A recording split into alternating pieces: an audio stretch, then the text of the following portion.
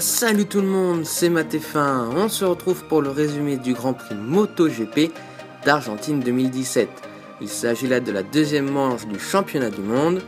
Le circuit Termas de Rio Hondo est situé à 6 km de la ville dont il porte le nom, dans la province de Santiago del Estero. Construit sur un terrain vaste de 150 hectares, le circuit a été inauguré le 11 mai 2008 lors de la venue du championnat Touring Car Racing d'Argentine. Le circuit a entamé en 2012 des travaux de rénovation, d'élargissement et de modernisation afin de devenir le circuit le plus sûr et le plus moderne d'Amérique du Sud. La piste mesure 4,8 km que les pilotes doivent parcourir 25 fois pendant la course. En 2016, la victoire était revenue à Marc Marquez devant Valentino Rossi et Dani Pedrosa. Tout de suite, le résumé de l'édition 2017.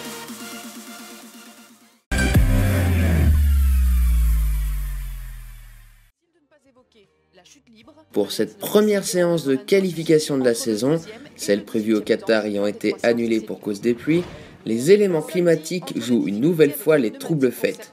Une fois n'est pas coutume, la première partie de la séance accueille quelques grands noms de la discipline. En effet, Valentino Rossi, Dani Pedrosa, Jorge Lorenzo ou encore Andrea Dovizioso n'ont pas trouvé la vitesse suffisante pour accéder au top 10. Jorge Lorenzo et Joan Zarco dominent le début de la séance. Valentino Rossi et Dani Pedrosa restent discrets jusqu'à la fin de la séance. Le porteur du numéro 46 se fait une frayeur dans son avant-dernier tour en roulant sur le vibreur, puis hors piste.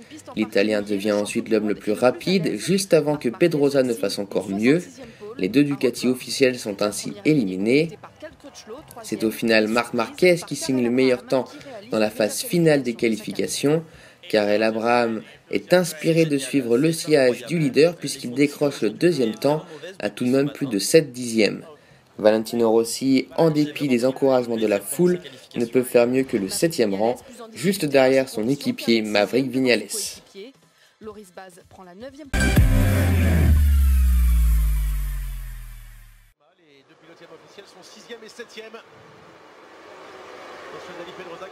Marc Marquez s'élance bien et vire en tête au premier virage. Abraham recule au classement. Très bon départ des Yamaha officiels avec Viñales 3e et Rossi 4e. Lorenzo chute et abandonne à cause de Iannone. Il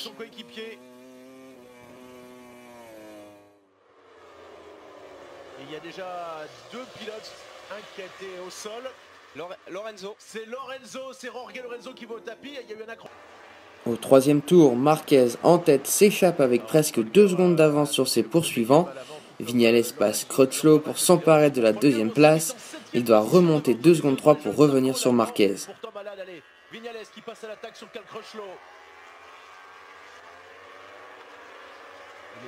Au quatrième tour, Marquez qui poussait très fort chute et laisse Viñales prendre les commandes devant Crutchlow et Rossi. Iannone doit effectuer un ride-through pour avoir volé le départ. Ah, il poussait trop, hein. Après il savait que c'était sa seule chance de contenir Viñales, mais là il en a peut-être un peu trop fait. Dans le virage 2. Au cinquième tour, Zarco remonte déjà en 6e position. Il est à l'attaque, Iannone, il est derrière Abraham et il le passe, mais pour rien, ça c'est normal. Au 9e tour, Viñales signe record du tour sur record du tour et s'échappe en tête. C'est l'autre espagnol qui est venu le gêner un petit peu. Au 11e tour, Zarco passe Pedrosa pour la 5e place. Il part à l'attaque de Petrucci et le passe pour la 4e place.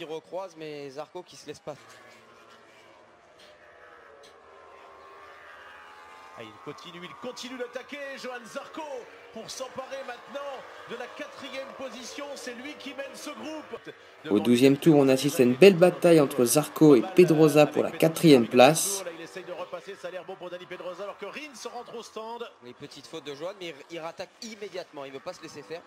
Ouh là là, c'est vraiment chaud, c'est vraiment... Ouh. Oh, il se pose pas de questions là, Joan Zarco. Agressif. Au 14e tour, Pedrosa qui était 4e chute à son tour au même endroit que Marquez. Mauvaise opération pour Honda. Et bien voilà, il va au tapis. Et qui est 3e pour le moment? Toujours Rossi, non pardon, qui est 4e? 4e, oui. un petit peu optimiste. Même chute que Marquez. Hein.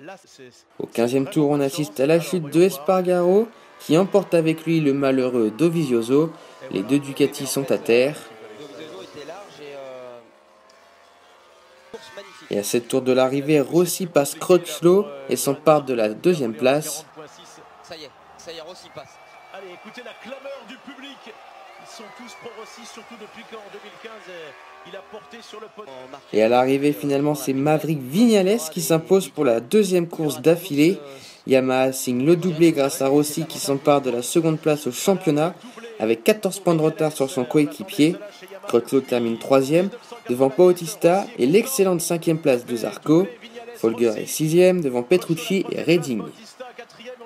Et bien voilà, c'est la fin de cette vidéo, j'espère qu'elle vous aura plu. Si c'est le cas, faites-le savoir en commentaire et laissez un pouce bleu. Abonnez-vous si ce n'est pas déjà fait et rejoignez-moi sur les différents réseaux sociaux, à savoir Facebook, Twitter et Instagram. Tous les liens sont dans la description. On se retrouve dans 2 semaines pour le Grand Prix des États-Unis. Pendant ce temps-là, portez-vous bien. Salut tout le monde. Le féliciter, évidemment, on tombe dans les bras les deux équipes techniques parce que Zarco est 5e et Folger 6e.